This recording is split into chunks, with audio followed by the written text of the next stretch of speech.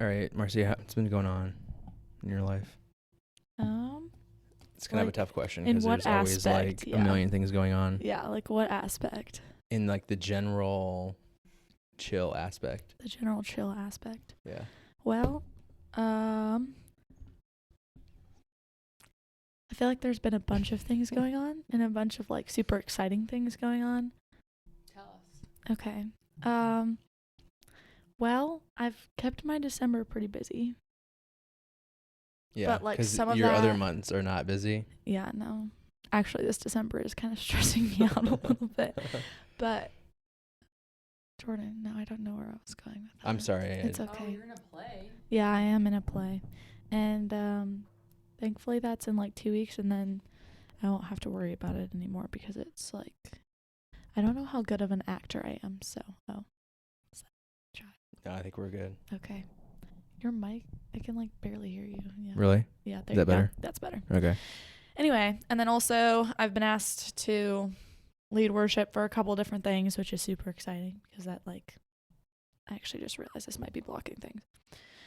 That kind of goes into what I don't know, I feel like I've been learning recently and what God has putting on my heart or what might be part of my future. So that's exciting and I'm really pumped for that. But there's that, and then I don't know, just work. I have a break from volleyball, but I still play quite a bit. Other than that, I can't think of anything else. Cool. Awesome. Well, this is like a part of our icon thing that we've been doing where we just basically are sharing what we're passionate about, what God's been doing in our life. And my microphone keeps like falling. It's all good. Is this a tightening thing? It is, but for some reason it's not. It doesn't tighten anymore. Yeah. There we go. Maybe that'll work better. I feel like I had that microphone last time, actually. And it's falling again. Just hold it. I could just hold it. And there it goes. If you turned it to the side, would it fall? I don't know. You just Like like, this. well, But then can like you this. yeah, that's true. Maybe. Maybe not. Maybe we'll. Maybe try. Yeah, Alright. there we go. That's better. It's kind of like in my face, but who cares? Yeah. Well, at least we can hear you. Right. Okay, continue. Yeah. So this is just one of the things that we're doing in Icon is just like studying something or learning something, and then just sharing what God's been doing through that and in that. And so we were going to do it in a classroom format, but it seemed like podcast would be the best format for our group, and just because we only meet twice a month. So, yeah. So anyway, yeah, we kind of talked about all the things that have been going on. What, as far as your experience with Icon, what's been your experience so far? I think that I didn't quite know what I was stepping into when I did, but like obviously it's been really good and challenging. And I think along with the challenges, there's always kind of the convicting side of things. And like it's been really good to have people to keep me accountable, but also I think like I don't know, like a lot of the times when we're doing it, we're kind of talking about how we're doing spiritually wise or something like that. Yeah. And I was just like thinking about this question, and I was like, well, I also feel like in some ways, like the side of shame comes into things because I so much compare myself to others, or I know I'm not doing the right thing, or I'm not getting in the word as much as I should be. And it's like, I don't know, kind of battling against that. And with the podcast, well, actually, I don't know if that was in that podcast, but Jackie Hill Perry, I was listening to another one of her podcasts, and she was just saying that, let me see if I can find exactly what she said here. Oh. Yeah, sometimes we use our gifts or our struggles to cover our shame or downfalls, and sometimes those coverings are the things that people applaud. So I feel like sometimes when I know I'm not doing the right thing in those aspects of things, I try to like do other things that people can applaud. Then I'm like, okay, like as long as I'm doing this and people are saying that this is good, then I feel like less bad about this. Anyway, Yeah, that makes I feel like sense. I kind of dove into a different topic there. No, it's all but good. I had it written down there. Yeah. And I just thought that was very interesting that she was like, I mean, we're using this as like a covering. It's almost like hide our shame, but it's actually like fake. But somehow it's what people applaud the most. Yeah. So. No, that makes sense. I feel like with I don't know, the way that I'm wired, and it's good that I married her, but for more than one reason. But the way that I'm wired, I don't think about like accountability or like if I was an icon, I wouldn't. I mean, I am an icon, but if I was like a student in icon, I wouldn't take it as like a measure of how I'm doing. Mm-hmm. I would take it more as like, okay, I need to do better, or like more on the value side than like the like what people think of me side. What? The act. Like performance. Yeah. Yeah, performance. Yeah. Yeah. Yeah. So it's good that we have different perspectives, and that's what makes the church unique, is that we all have different perspectives. But yeah, it's always interesting when people say that. They're like, you know, when someone asks me how I'm doing, it actually like triggers shame. When somebody asks how I'm doing, I'm like, oh, like, thank you. Like, it doesn't do that for me. Yeah. It just is like, all right, it's a spurring on, like, okay, I need to, you know, get in the word or start praying or whatever. It's like motivation, I guess. Yeah. So it is interesting how, yeah. I think that's like a big reason of Icon too, is accountability and like conviction in it. But also I think it's like the way you're wired personality wise of like, I think Mary, you could agree with me because we're a lot alike in this of like striving for perfection, wanting people to see perfection. And if we fall short of that, then we're not worth it, or like we've lost part of our identity in that. And so I think it's just like us admitting to other people that we're not doing good is us admitting that to ourselves as well. Yeah. And it's like, not only am I letting other people down, but I also am like, I have to realize that like I'm not as good as I want to be. Well, and I was thinking too, like, I feel like you are. Your microphone was off, by the way. Oh, it was? No Yeah. wonder I couldn't hear her.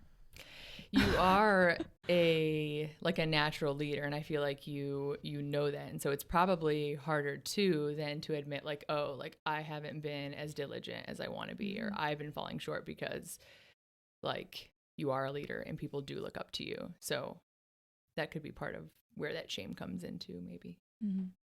Yeah, I definitely feel like there's like almost this face that I can put on around people. And I don't think it's like fake. It's just like there are certain, I don't know, aspects of myself that I want people to see. And if this other stuff is shown to them, then I'm like, now they don't think I'm this great, or like now they think I have less value as a person. So Yeah, that's so interesting, because I love talking to people about the way they think, because it gives you so much insight and it helps you understand people better. But like for me, I'm a perfectionist too. Like if somebody was like, how are you doing spiritually? And I haven't been in the word, I haven't been praying, like it would be like, oh, come on, Jordan, like you need to do better. But on the perfectionistic side, it would like, I see accountability, or like people asking me that question, I see that as a way to get to perfection, because without accountability, you can't be perfect anyway, but like without accountability in the church, you're going to have a lot harder time reaching the goals you want to. So I don't know. That's just how my mind works. And I know accountability is quote unquote right. So I like it. I don't know. But that's just how I'm wired. So yeah, it's interesting Yeah. to me that you take it like, you take criticism from people and you're able to immediately take it into like, oh, come on. When I was like, I take criticism from people, then I'm worried about what they're thinking of me. Like that's, yeah. I feel like you take it more as like for yourself, and I take it as like, now they don't think I'm as good of a person. Oh, And okay. that's more how I would be too. Like Yeah. if someone has something to say to me, then I'd be like, oh, like they think I'm worthless. They think I'm a piece of crap. And I take criticism, I want to just be clear, I take criticism a lot differently from everyone else than Mary. I don't take criticism well from Mary, but everyone. I don't even criticize you ever, though. Right. I read read into certain things. Oh, more you than I read should. into things? I thought you said you don't read into things. I don't, except for with Mary. Oh, okay. This is interesting. Yeah. This is not about me, though. This is about Marcia. Back to Marcia. Oh. We don't need to go into that. Okay, so yeah, that was good insight. But so yeah, just overall, what has God been teaching you? What has He been laying on your heart? And yeah, how has your relationship with God been going? No shame. Well, I think I'm just gonna like start with some of the things of like I've really seen God show up, and I've seen like just little maybe like tidbits of what He has for me in the future, and it's just been like really cool. Like starting with, I think a month ago, 2 months ago, I got a call from Quentin, and they just said that like they're asking me to train to be a worship leader at church. Yeah. Which is like a big deal because I'm 17 and I'd be the first woman at our church to do it. So it's just kind of like, whoa, for me to be this young and to be given that kind of responsibility. And like, obviously this is something I enjoy and it's a passion, but for people to like recognize that and I don't know, take a chance on somebody this young. Yeah. It was just like, oh, okay, God, like I see you, like that's incredible. And it's a big responsibility. And then it was like a day later, you text me and all your mysteriousness, and you were like, I need to talk to you on Wednesday. And I was like, what the heck? Anyway, I was like, wow, I'm like, I in trouble? So then when I went out with Mary, and she was like, you need to come home so that he can talk to you about this, because I have no idea what's happening. Actually, I didn't even know what it was about, but Yeah, I she knew you didn't. weren't in trouble. Yeah, Yeah. that's good. Anyway, and like I would love for you to talk more about this word and like what exactly it means, but then what you spoke over me that evening and like how I might be having some influence as I get older, and that might be something in my life that's it's gonna be a big impact in my life. Yeah. Anyway, and like the word renunciation and that how that computes with like making decisions and making wise decisions and saying no to things. Anyway, but it was just kind of like I was already in this place where I'd already committed to way too many things, so I already felt that like conviction of like, oh, okay, well, is saying no to things true? That's true. I need to learn how to do that.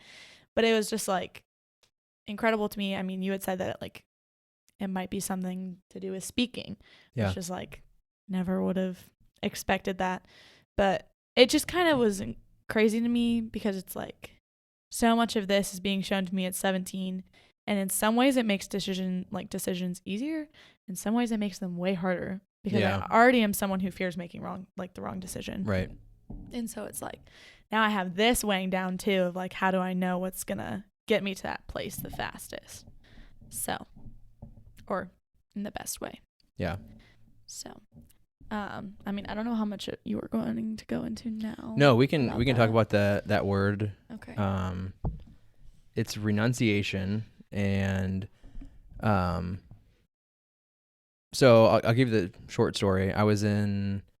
We were in Nashville at the Art of Teaching conference, and he was talking about in order to be like great at something, you're going to have to live a life of renunciation. And it was pretty cool. He used the example of Michael Jordan and how Michael Jordan gave up a lot of other stuff so that he could be great at basketball. And so I was taking notes and just like soaking in everything he was saying, and then out of nowhere, like your name came into my mind, and I don't know, I just felt like there was just a strong impression that this was for you.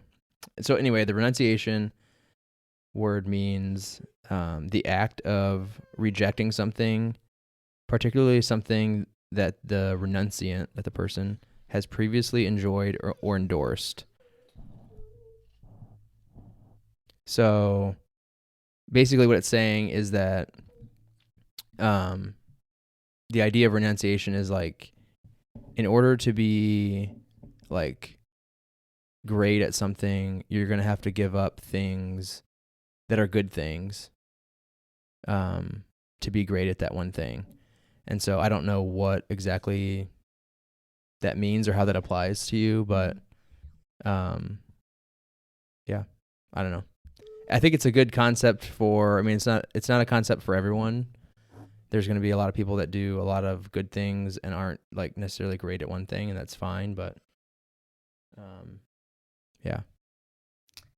I actually have a comment on this topic because I was reading through your questions and answers before this, and it made me think of something I read in a book. If you know me at all, that's what I say often. Something I was reading.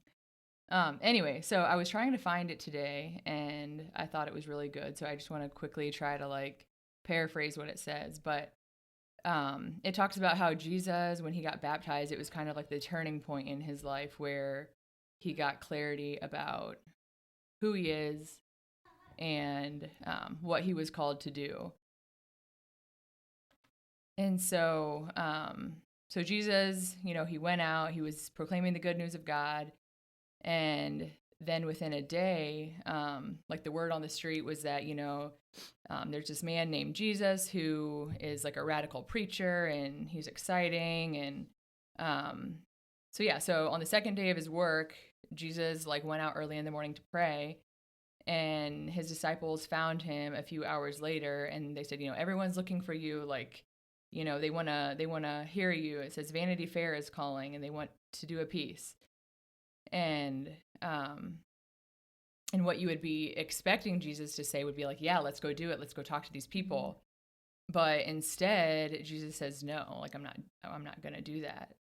And then he goes on to say, why would Jesus turn down such an incredible opportunity? And it says, because he knew what he was called to do, which means he also knew what he wasn't called to do.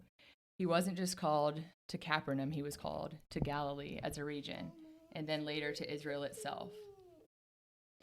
And then it goes on to say too that like we are all, and I think this is very true for you, and I could relate with this really well too, is that we try to do too much. And to focus, we need to know what we're called by God to do, and we need to know what we're not called to do. We need to know who we are and who we aren't.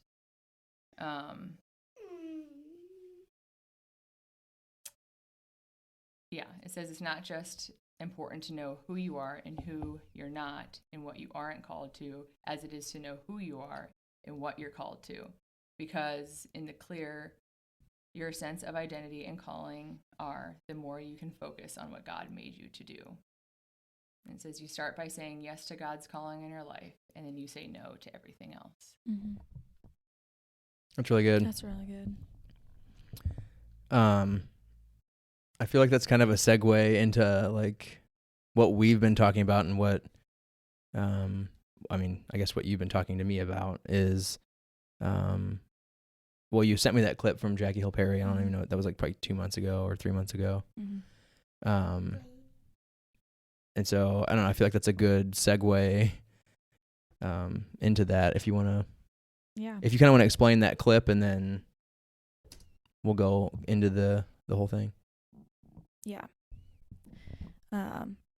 Basically, I had found this clip on Instagram of Jackie Hill Perry, which she's one of my favorites now. But she was just talking about how us as a society use peace as a metric of discerning whether something is right or wrong. And she was talking about how obviously like peace is something given from God, but that you never see Jesus in the Bible or the disciples being like, well, I have peace about this, so I'm going to do this. Like, I'm sure that as Peter was like being put to death, he wasn't like, I'm just going to do this because it just feels peaceful. Like, I doubt he didn't feel scared in that moment. I mean, maybe he didn't, but there are just like other instances where like, you never see them just going off of their feelings alone. Right. Anyway, so she was just talking about what part peace should play in our life. And as I was going into this, I was just talking about like, or thinking about as a teenager, it's like so hard to know where, like, what part that plays, especially when you have so many decisions to make, which I think I heard someone say that, like, what ages is it? 16 to 25, something like that. Like 18 to 25. I don't know. Those are your most influential years. Anyway, so like the decisions that you make are going to affect you for a long time. I know Don talked about that last time he was here. That's probably who it was. But basically I've gotten to the point where I'm just like, I'm scared of saying yes to the wrong thing or saying no to the wrong thing. Right. Because I know that it has a lasting impact. But she just said, she was talking about like being able to make the choices that have the most life-giving impacts and like that are going to grow me the most. And let me see. Oh, she just said you have to have the correct standards in order to discern which way to go. She also asked, like, well, actually, this is a question I think I had, is like, where do you think we get it from as a society? Why do we say, okay, I have peace about this, so I'm going to do it? Yeah. Do you guys have any ideas? Oh, this is a real question. Yeah, this is a real question. I want to hear your guys' opinions. I mean, I think we get it from, well, I'll let Mary answer this because I have a really specific answer, so I want Mary to answer first. You go first. I don't know if I have an answer yet. She's thinking. Okay, well, I think the majority of people that use that phrase are probably in the church. And I think that we get it from the fact that we think that God has this very specific plan in mind for us, like, and that if we say yes or no to the wrong thing, we could miss that very specific plan. So essentially, we kind of get it from our theology, I guess. Okay. And maybe tradition a little bit. Okay, what were you gonna say? Oh, well, it was more just like a question. Oh, okay. Yeah, I think it's sorry, I thought I was trying to be as like.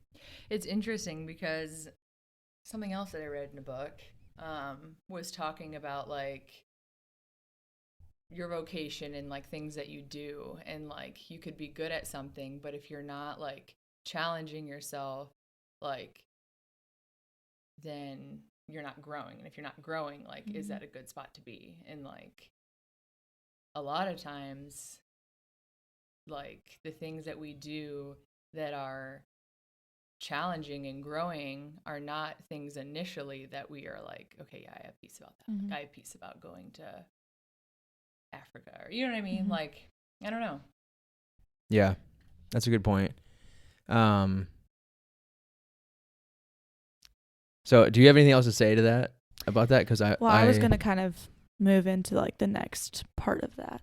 But okay. Do you have something else you want to Well, I just have some things on like the traditional view of decision making and how I think that it's actually wrong.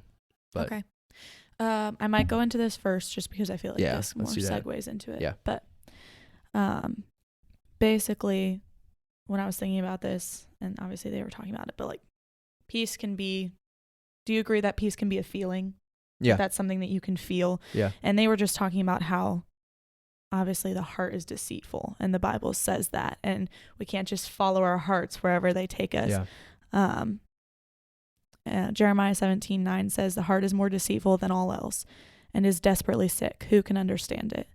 It was just interesting to me, like thinking about it, because I think like we're saying, like the church talks so much about like, don't be like the world, like be different, which obviously we're supposed to be, but the world follows their feelings. Like if you think about all of this stuff that's happening right now, and I don't know, just abortion and do what you feel, be who you want, be what you feel. Yeah. And it's like the church is making decisions off of their feelings too, and just calling it because it's peaceful. That's why we're going to do that.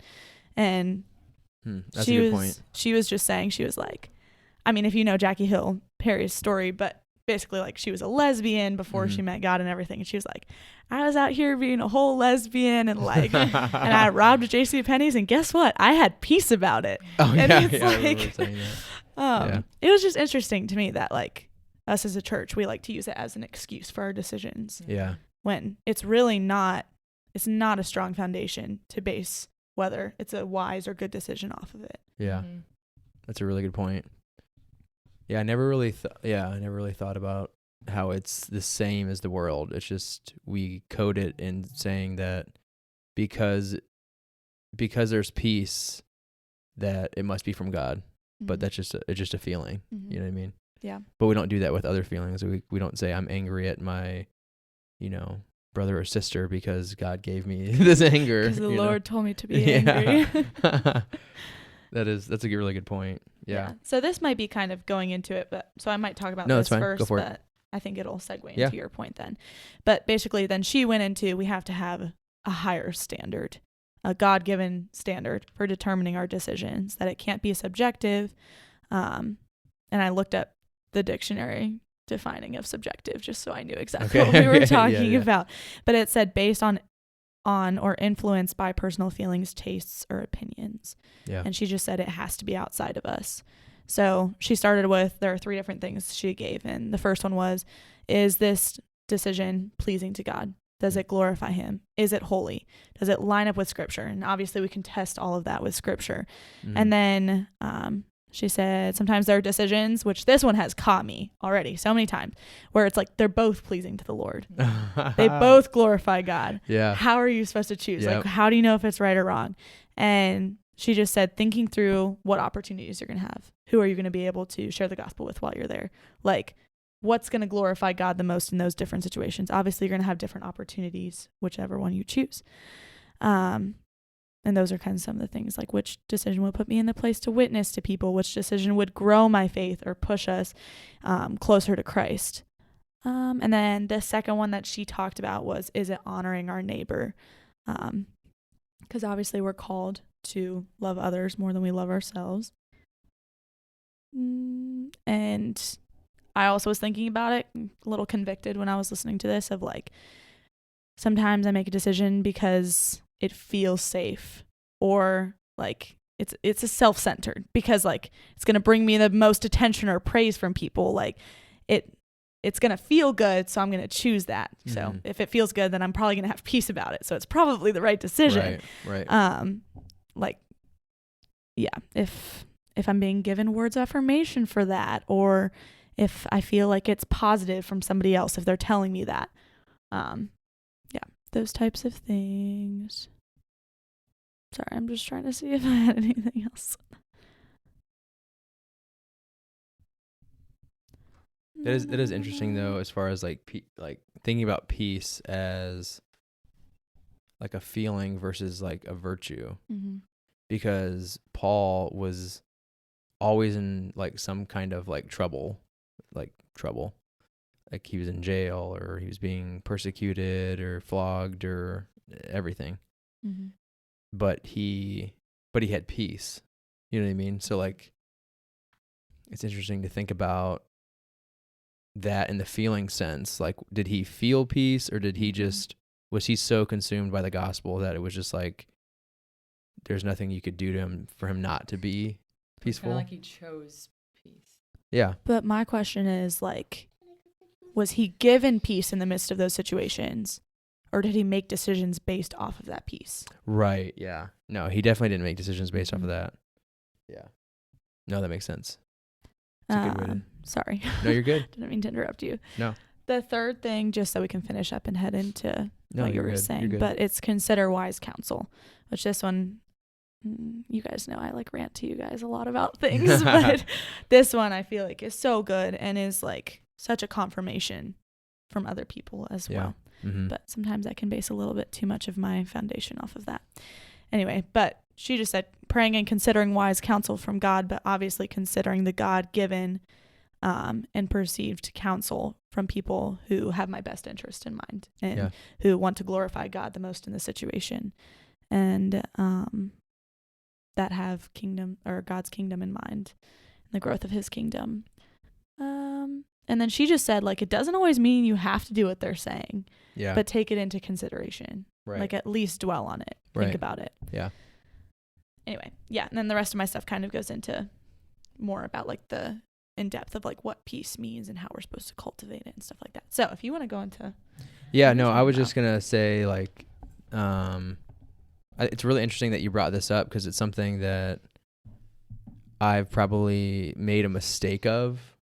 I mean, not probably. I know that I've told people certain things about making a decision that I don't believe now after like studying this a little bit, since I knew you were going to talk about this. So the traditional view of decision making in the context of like seeking God's will for your life. So like I said earlier, the traditional view is, well, I'll just read this from this book. It's called God's Will, or Decision Making and God's Will. The premise, the number one premise for the traditional view is that for each of our decisions, God has a perfect plan or will. The purpose of it, the goal of the believer is to discover God's individual will, and he calls it a dot. There's one dot that you have to hit in order to like find that perfect will. So he always calls it find the dot. So there's, the goal of the believer is to discover God's individual will and make decisions in accordance with it. And the process of that is the believer interprets inner impressions and outward signs, which the Holy Spirit uses to communicate God's individual will. And then what's the proof that you made the right decision? The confirmation that one has correctly discerned the individual will of God comes from an inner sense of peace and outward successful results of the decision. And he makes the same argument that that Jackie was making in that it's subjective and feeling based, and that it's not. He didn't compare it to the world like you did. That was interesting, but he was basically just saying it's subjective, and there's no like we can't find that in and of ourselves. But I thought this was interesting too. He has 6 points for why the traditional view promotes immature decisions. Number 1, by permitting justification of unwise decisions on grounds of God told me. So just, and I want to preface that with, I do think there are times where God lays something on your heart so strongly that, like, but I don't, for the majority of people and the majority of decisions, I don't think that's the case. 2, by fostering costly delays. Oh, okay. So this is like, traditional view promotes immature decisions by, and then blank. So by fostering costly delays because of uncertainty of God's individual will. So it's basically like staying in one place because you're just waiting for God to tell you a certain thing. And I think if you think of people that you can think of somebody that's been waiting so long for God to make it clear to them that they actually haven't done anything.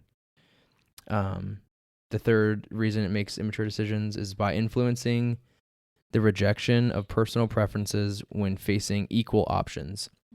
So that's why I told you earlier that I think that maybe she read this book. Yeah. Because, when there's equal options, how do you decide? And the traditional view doesn't say like, okay, what are your personal preferences?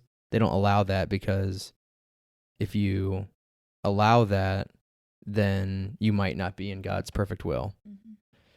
The next one, by encouraging putting out a fleece and letting circumstances dictate. So in the book, he tells a story of when he was going to go to college. He had 2 colleges. This is a crazy story. He had 2 colleges that he wanted to go to, College A and College B. So he asked his dad didn't want him to go to college. So he asked his dad which job that he thought would be best for him. Should he work at his uncle's radiator shop, or should he work at a factory somewhere else? So if his dad would say radiator shop, he'd go to College A. If he said the factory, he'd go to college B. And he said, so like he's giving, I don't know, somehow he thought that was giving God chance to like move through his dad. So he said radiator shop. So he went to college A. And then after he went to college A, he was like, I don't know if that is actually the best way to make decisions. Okay, so the traditional view also promotes immature decisions by giving young believers confidence that they can make perfect decisions if they are sincere. So if you say that God has this tiny little dot that you have to hit in your life, then that gives people the idea that, oh, I can make a perfect decision, when that's not, I don't think that's how life is played out. But this was interesting too. He said it also promotes it by inadvertently moving believers to misuse their Bibles to get needed guidance. So it's like, oh, I read this passage and you're completely taking out of context, but because it's what you're looking for in that moment, you're like, oh, this is God leading me to do that. Yeah. Which I don't think God would ever lead you to take the Bible out of context. That would be kind of weird. So before I kind of wondered about like decision making, and I think I've talked about God's will before. Like, I don't think that God has a very specific thing in mind, but when it comes to decision making, I would always advise. What I would advise is exactly what the traditional view states. Like, I would say, oh, well, what are your circumstances? Okay, well, that must be God leading you, or like, but I think going back to her list, like, I think her list is what you should, is the list that you need to make decisions. One of the things I'm passionate about is, this is going to sound bad, but is none of the people that come to youth group going to a secular college. I think going to secular college is a very bad decision, and I'm not sure that God would ever want someone to do that.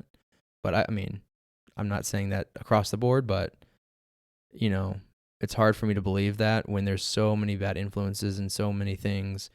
And I went to Kent State. I mean, I didn't stay on campus, but I went to Kent State for 2 years, and just seeing the people there, like, it just, I don't know. I think sometimes we think we can influence others when we might get influenced more than that. And like you said, 18 to 25 or 16 to 25 is like the most important time of your life for like your foundation for the rest of your life. And then you're going to go to, whatever, Ohio State or Kent State, and stay on campus. It's going to be really hard to follow God in that context. So, yeah. Some advice that I heard a few years ago on decision making is that like, if you're trying to decide what to do, or maybe you're like weighing your options and what to do, and maybe your options are both really good options, kind of like what you're thinking now, Rosedale or missions, both are, I think, incredible options. You could have a ton of opportunity at both, glorify God at both, make disciples at both. But the advice that I heard was like, when God maybe isn't super clear, like maybe you're not hearing him say like, hey, I want you to go to Rosedale, or I want you to do missions. But maybe pursue one, and in prayer, faithful prayer, like, unless he closes a door, like, just continue in that decision until he says like no. And maybe that's your answer. But I think that when prayer is involved and when we're being diligent in what God has for us, I do think he will become more clear. Yeah. I think that goes back to like, because obviously in Paul's life, like, he had certain things for him at certain times. But like I said, so if you're deciding between Rosedale and missions, like, and let's say I mean, I think this is possible. I think that it's possible that God's like, awesome. Both are awesome. Both are going to be good. Go for it. Mm-hmm.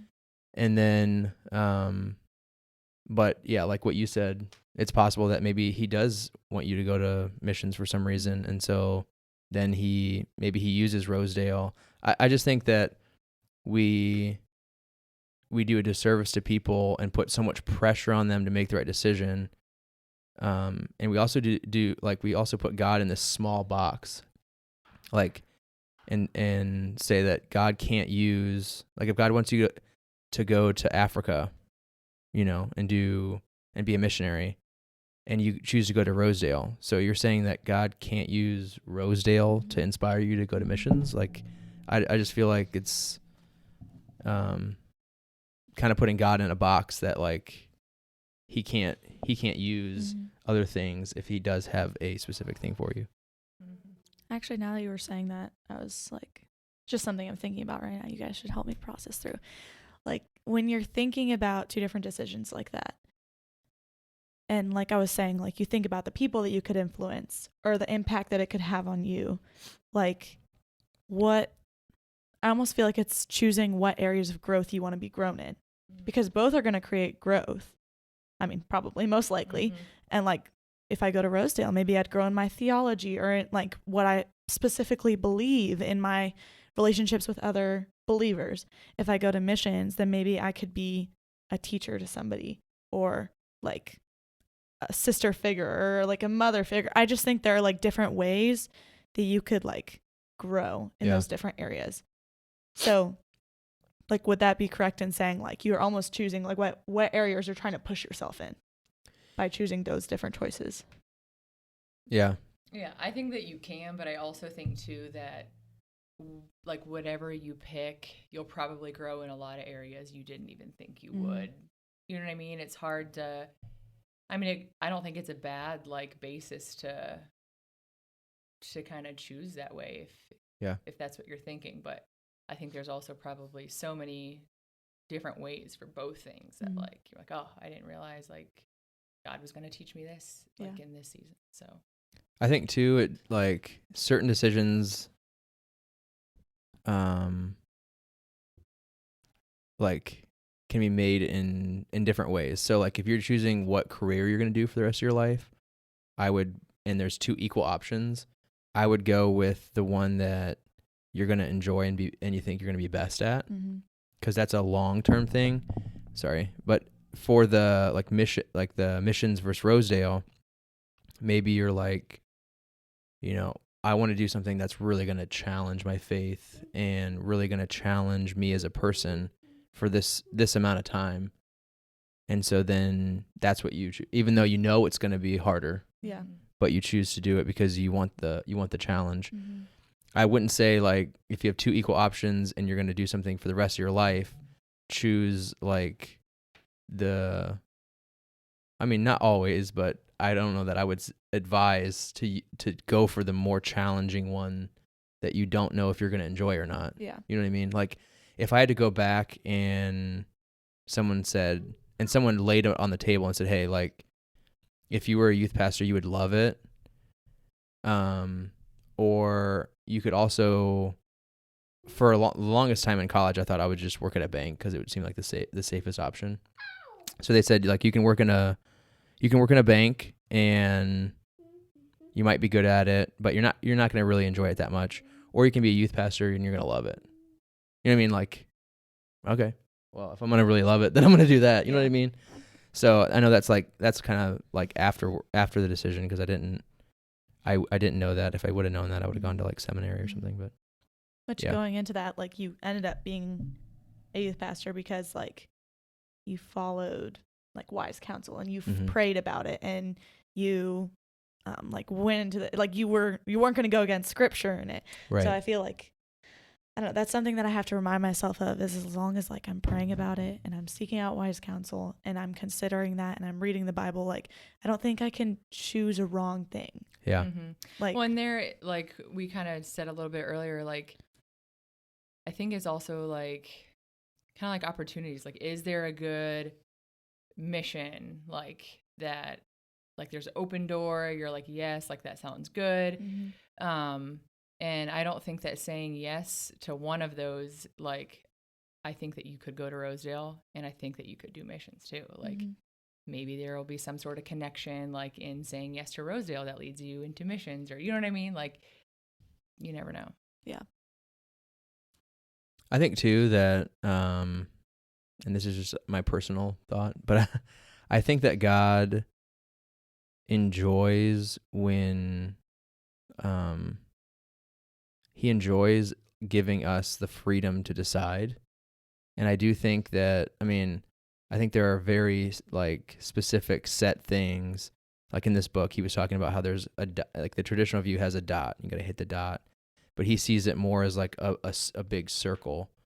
And there's a bunch of different things you can do in that circle that are in God's will. Like probably being a drug dealer, probably not in God's will, right? But being a construction worker, that like when you're on the job, you're making relationships and you're, asking people about God and pushing people in that, like God's not going to care if you do that or if you, do something else. So I don't know. I think it would be kind of weird if God wanted us all to be puppets. I think that would be a weird relationship, but that's just my own opinion. So, yeah. Well, anything else? I don't have anything. Not that I know of. Okay. Well, thanks for doing this and putting in the time. This is good. Yeah. Gracias. Gracias. I don't know what that means, but peace. Peace. Peace.